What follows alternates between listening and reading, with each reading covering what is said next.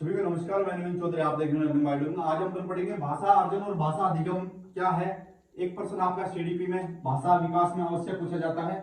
हो सकता है आपके दो प्रश्न एक होता है अधिगम। अधिगम का टॉपिक सीडीपी में अलग से लगता है, वो अलग से पढ़ेंगे। यहाँ पर पढ़ेंगे हम भाषा अधिगम और भाषा अर्जन क्या होता है।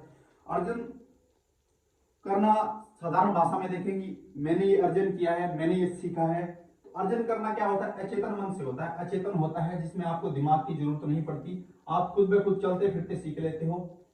आप अगर किसी बहुल पंजाबी भाषा बहुल क्षेत्र में गए तो आप कुछ शब्द पंजाबी के सीख लेते हो, तो आपको उनको रटना नहीं पड़ता, समझना नहीं पड़ता, उस पर ज्यादा दबाव नहीं लगाना पड़ता। तो वो क्या होता है? अचेतन होता है, स्वाभाविक होता है, अनौपचारिक होता है, वातावरणीय होता है, बिना शिक्षक बिना प्रयास के होता है। क्या? बिना शिक्षक बिना प्रयास के होता है।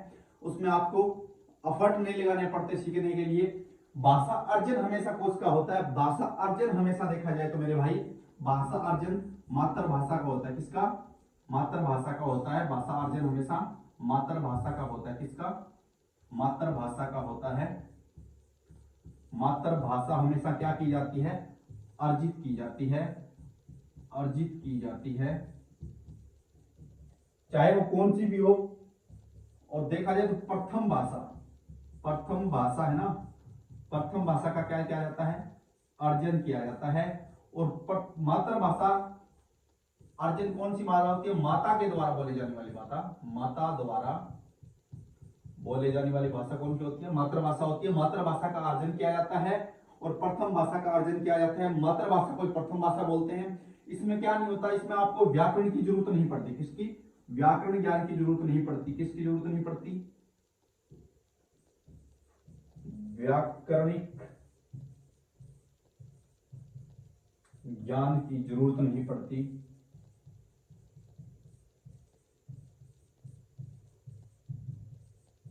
व्याकरणिक ज्ञान की जरूरत नहीं पड़ती। आपको यह भी सीखना होता है कि पहले कर्ता आएगा, कर्म आएगा, क्या आएगा। जैसे आप माहौल में रह रहे हो, जिस वातावरण में आप रह रहे हो, जहां पे जो भाषा बोली जाती है, बच्चा उसका खुद ब खुद क्या कर लेता है? अर्जन कर लेता है, उसको सीख लेता है। किसके द्वारा सीखता है बच्चा? भाषा अर्जन। भाषा अर्जन बच्चा किसके द्वारा सीखता है? भाषा अर्जन, भाषा अर्जन बच्चा अनुकरण द्वारा सीखता है। किसके द्वारा? अनुकरण द्वारा सीखता है भाई, अनुकरण द्वारा। अनुकरण द्वारा सीखता है। तत्व पूछा जाए तो आपका अनुकरण होगा, माध्यम पूछे जाए तो आपके क्या होगी? ज्ञानेंद्रियां होंगी। क्या? भाषा अर्जन का माध्यम क्या होगा? माध्यम पूछा जाए तो आप क्या हो? ज्ञानेंद्रियां। और तत्व पूछा जाए तो क्या होगा भाई? अनुकरण होगा। ठीक है, अनुकरण। तो आप समझ गए, भाषा अर्जन हमेशा प्रथम भाषा का होता है, मातृभाषा का होता है। उसके लिए आपको व्याकरण की जरूरत नहीं पड़ती, आपको किसी शिक्षक की जरूरत नहीं पड़ती, आपको कोई विद्यालय जाने की जरूरत नहीं पड़ती। और बच्चा क्या करता है?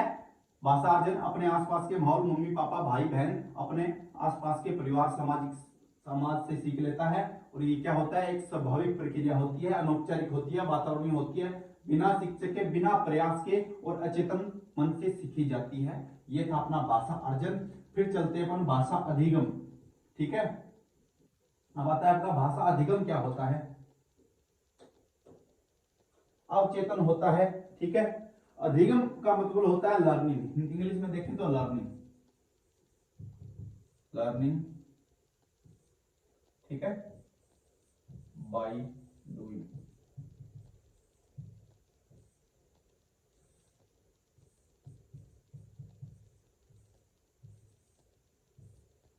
Learning by doing. अपने चैनल का नाम भी क्या है? Learning by doing. अगर सभी ने सब्सक्राइब नहीं किया तो भाई सब्सक्राइब कर दें। देखिए, भाषा अधिगम होता है लर्निंग करना, सीखना। अधिगम का मतलब क्या है? सीखना।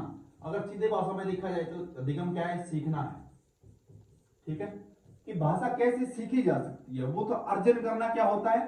अपने आप सीखा जाता है, वातावरण के माध्यम से सीखा जाता है। अपन जिस माहौल में रहते हैं वो अपने आप अपने अंदर क्या हो जाता है? समायोजित हो जाता है। तो भाषा अधिगम क्या है? उसके लिए आपको प्रयास करने पड़ेंगे। आपको एक निश्चित टाइम, निश्चित इंसान, निश्चित आपका सिखाने वाला जो कोई भी हो, ठीक है, इसमें आपको अवचेतन मन से सीखना पड़ेगा, औपचारिक होती है, प्रयास भी करने पड़ेंगे, भाषा का व्याकरणिक ज्ञान भी होगा, नियम भी होंगे और आपको अभ्यास भी करना पड़ेगा। ठीक है, भाषा अधिगम हमेशा कौन सा होता है? दूसरी भाषा का होता है। दूसरी भाषा है, द्वितीय भाषा कह सकते हो आप। द्वितीय भाषा का अधिगम, द्वितीय भाषा को अधिगम द्वारा सीखा जाता है। एक ही बात है वैसे, द्वितीय भाषा को अधिगम द्वारा सीखा जाता है, ना कि अर्जन द्वारा। अर्जन हमेशा प्रथम भाषा को, अधिगम दूसरी भाषा को होगा। ठीक है, मातृभाषा को छोड़कर, मातृभाषा को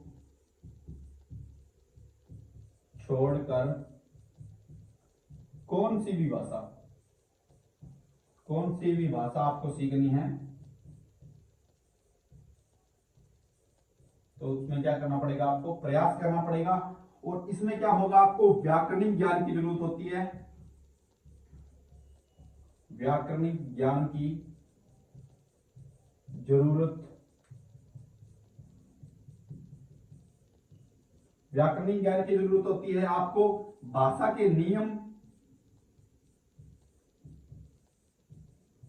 नियम कानून, वो भी आपको क्या होना चाहिए? पता होना चाहिए कि पहले कर्ता आएगा, कर्म आएगा, कर्ता कर्म, जो भी भाषा का अलग अलग होता है, सब्जेक्ट ऑब्जेक्ट हेल्पिंग वर्ब, जो जैसा भी आता है किसी हर भाषा में, इंग्लिश में, हिंदी में, उर्दू में, उसके हिसाब से क्या करना पड़ेगा? आपको द्वितीय भाषा का सीखना पड़ेगा। अगर बच्चे की मातृभाषा हिंदी है तो बच्चे को सेकंड लैंग्वेज उसको इंग्लिश सीखनी है, तो उसके लिए आप उसको एफर्ट लगाने पड़ेगा, प्रयास करने पड़ेंगे। उसके लिए एक शिक्षक भी होगा, एक स्थायी स्कूल भी होगा, स्कूल नहीं होगा तो ट्यूशन सेंटर होगा, कुछ ना कुछ उसको एकदम फिक्स करना पड़ेगा।